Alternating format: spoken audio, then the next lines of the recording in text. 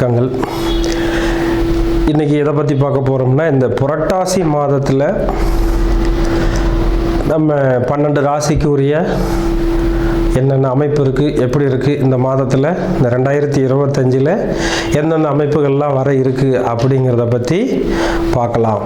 அதை இப்போ இந்த இடத்துல நம்ம உடல்நிலை எப்படி இருக்குது, வருமானம் எப்படி இருக்குது, அடுத்தது நம்ம என்ன தொழில் செய்யலாம், எதில் காதல் வருதா, இல்லது திருமணத்தில் பிரச்சனை இருக்கா, நல்லா இருக்கா, இன்னும் இந்த தொழில் ரீதியாக என்ன வருமானம் இருக்கா, செலவு இருக்கா, எதில் நம்ம அதிகமாக இன்வெஸ்ட் பண்ணலாம், பண்ண வேண்டாம் அப்படிங்கிற தன்மைகள் எல்லாம் இந்த அமைப்பில் நம்ம எல்லாம் கொஞ்சம் விரிவாக பார்த்து அதுக்கான என்ன சொல்யூஷன், என்ன செய்யலாம் அப்படிங்கிற தன்மையில் நம்ம இப்போ இந்த புரட்டாசி மாத பலன்களை பார்க்கலாம்.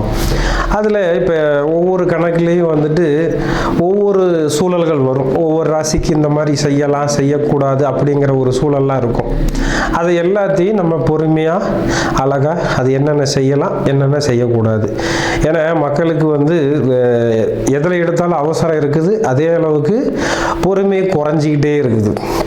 அப்போ அந்த பொறுமையாக என்ன சொல்ல வரோம், அதில் இருக்கிற ப்ளஸ் ஆர் மைனஸ் என்ன, அதை தெரிஞ்சு அதை அனுபவப்படுத்தி அதை நீங்கள் உங்கள் லைஃப்பில் பொருத்தி அதை நல்ல ஒரு ஆழ்ந்த சிந்தனையோடு எடுத்துகிட்டு போய் அதை நீங்கள் சரியாக பயன்படுத்திக்கிறீங்கன்னா இந்த ராசி பலன் அந்த விஷயம் இருக்கு இல்லையா, அது மாத ராசி பலன். அப்போ இந்த மாதத்தில் நீங்கள் எதை செஞ்சால் சௌரியமாக இருக்கலாம், எதை செஞ்சால் கொஞ்சம் டிஸ்டர்ப் ஆகும் அப்படிங்கிறத பற்றி இப்போ நம்ம பார்க்கலாம்.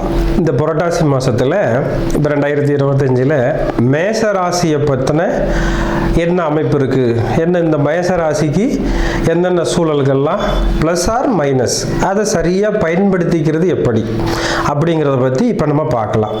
இந்த ஒரு விஷயத்தை சொல்லிடுறேன் ஃபஸ்ட்டு. அதாவது புரட்டாசி மாதத்தில் இப்போ இந்த மேசராசி அப்படின்னு பார்த்தீங்கன்னா பொதுவாக புரட்டாசியில் இந்த ஐப்பசி அந்த புரட்டாசி இந்த 2 மாதங்களில் சூரியன் போய் நீசாக போகிற தன்மை ஒரு சூழலில் வரும். அப்போ என்ன ஆகுதுன்னா 6ஆம் வீட்டில் அந்த ராசிக்கு 6ஆம் வீட்டில் நிற்கிறாருங்கிற பட்சத்தில் ஒரு வகையாக வேலை இல்லாதவங்க, வேலையை புதுசாக ட்ரை பண்ணுறவங்க ஓரளவுக்கு தப்பிச்சுக்கிடுவாங்க. ஏன்னா வேலை தேடிக்கிட்டே இருப்பாங்க 2 மாதத்துக்கும். அப்போ ஓரளவுக்கு அதை இழுத்துக்கு சமாதானம் பண்ணிக்கலாம். இப்போ எங்கேயாவது வேலை கேட்க பண்ணுறோம் அப்படின்னா டிஸ்டர்ப் ஆகும். ஏன்னா இந்த சூரியனை சனி பார்க்கறதுனால வேலையில் ஒரு டிஸ்டர்ப் ஆகும். அதே மாதிரி இந்த மேசராசிக்காரங்களுக்கு நோய் நொடி வராத பார்த்துக்கணுங்க. ஏன்னா திடீர்னு ஒரு நோய் வரக்கு வாய்ப்பு இருக்கும். அதுலேயும் ஸ்பெஷல் குழந்தைங்களுக்கு கொஞ்சம் அடிக்கடி டிஸ்டர்ப் ஆகும். அப்போ குழந்தைங்கள சௌரியமாக பார்த்துக்கணும். அப்பாவுக்கு பார்த்தீங்கன்னா தொழிலில் ஒரு பாதிப்பு வரும். அடுத்தது மனைவிக்கு நிறைய செலவு பண்ணுற மாதிரி இருக்கும். இப்போ மேரேஜ் ஆயிடுச்சு அப்படின்னு சொன்னாக்கா அவங்களுக்கு மனைவிக்கு ஒரு சின்ன கால் வலி வர்றது, மனைவிக்கு சின்ன பிரச்சனைகள் வர்றது, அவங்களோட கொஞ்சம் வாக்குவாதம் பண்ணுறதெல்லாம் இருக்கும். மனைவிக்கு பொதுவாகவே ஹாஸ்பிட்டல் போய் வரக்கூடிய தன்மை வந்துடும். அப்போ இதிலெல்லாம் கொஞ்சம் கவனமாக இருந்துக்கணும். பொதுவாகவே கடன் வாங்கக்கூடாதுங்க.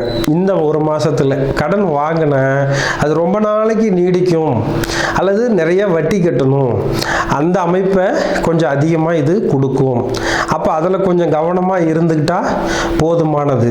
அடுத்தது பார்த்தீங்கன்னா 6ஆம் இடம் எந்த சூழல்லையும் இழப்புகளை சந்திக்கணும், அல்லது எதிரியை சந்திக்கணும், அல்லது ஹாஸ்பிட்டல் மருத்துவமனைக்கு போய் செலவுகளை சந்திக்கணும்னு ஒரு சூழல் இருக்குது.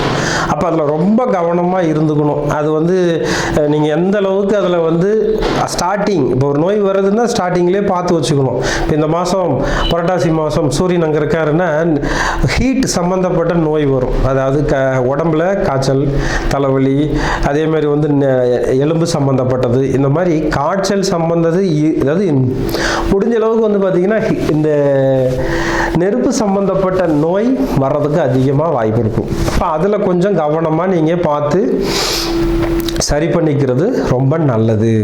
அடுத்ததாக 6ஆம் இடத்துக்கு ராகு பார்வை, அதாவது ராகுக்கு 6ஆம் சூரியனுக்கு 6ல் ராகு இருக்கு அப்படின்னா அதுவும் கொஞ்சம் சிக்கலை பண்ணும். அப்போ அதெல்லாம் கொஞ்சம் கவனமாக பார்த்து அனுசரிக்கிறதுக்கு ஒவ்வொரு சூழல்லையும் நம்ம நிதானமாக பொறுமையாக கடைபிடிச்சு ஒவ்வொரு சூழல்லையும் சரி பார்த்துக்கணும். இருக்கணும். அதுக்கு வந்து முடிஞ்ச அளவுக்கு வந்து பெருமாளை வந்து வழிபாடு பண்ணுறது ரொம்ப சிறப்பாக இருக்கும்.